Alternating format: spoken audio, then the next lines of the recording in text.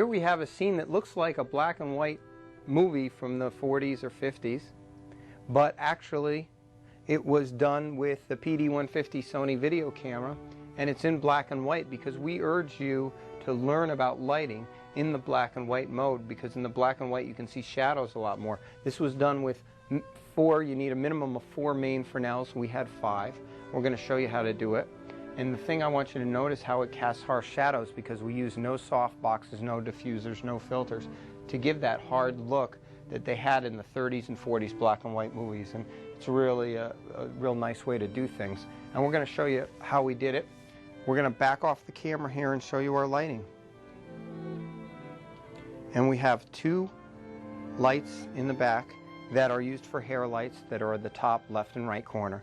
We have a key light over here, which is about 3.5 to 4 feet away from our subject at a 45-degree angle.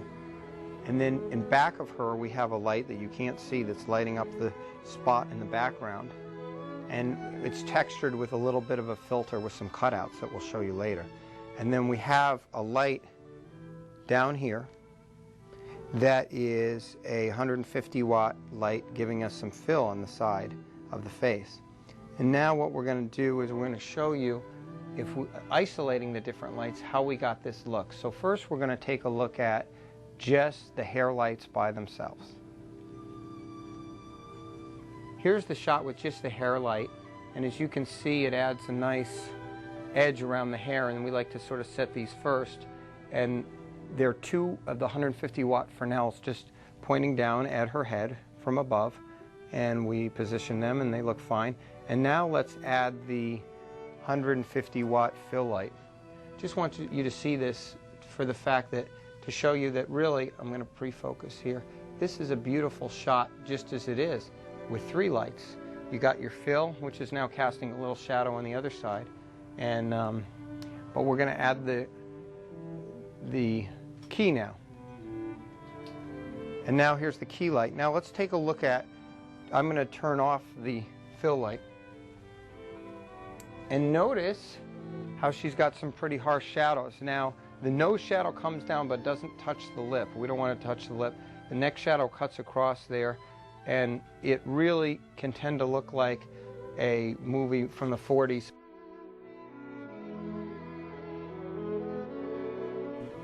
It's just a little too harsh for most everybody's taste, and you can look mean for a second. Yeah, so if you want the mean look, you could do that. And then what we're going to do now is add back the fill light, and now that balances everything out pretty nicely.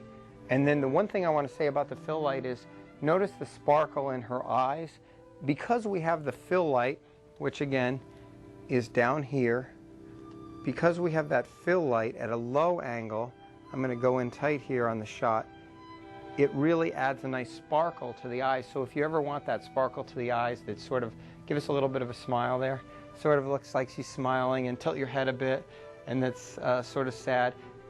A way to make someone look a little more teary is to get that eye light, that light right in their eyes, by having a low fill that is a Fresnel, and pointing it up instead of it above them or at an equal level. And turn off that light, please. So we turn off the fill. There's no sparkle to her eyes, so she could be meaner or sadder or anything, you know. And then we'll turn it back on again, please. And there we have it. And the next thing we need to do is light the background. So there's our background lit, and we turn it off again, please.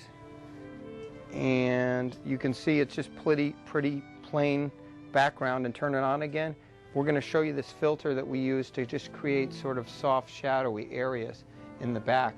And this background light gives us that. As a matter of fact, what happens if we were to turn off the key and the fill? Let's see what it looks like.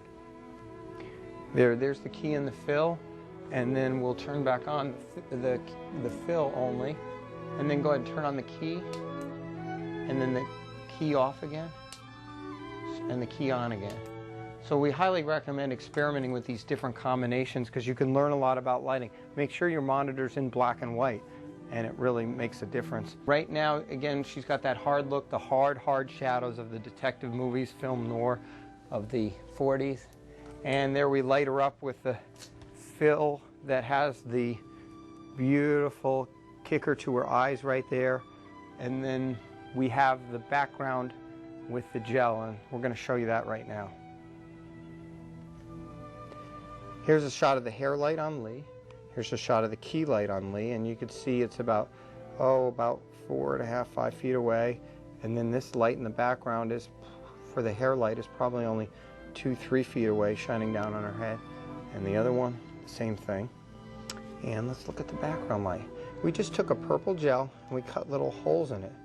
And this just creates a little kind of speckled pattern in the background. It doesn't make it totally even. It creates a swirly kind of pattern to the background. And really, from the background to the back of Lee is about 4.5 feet away.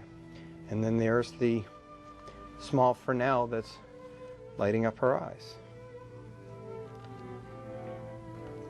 And here's a shot with all the lights in the picture, and you can't see the light shining up on the back wall, but you can see its shadow right there.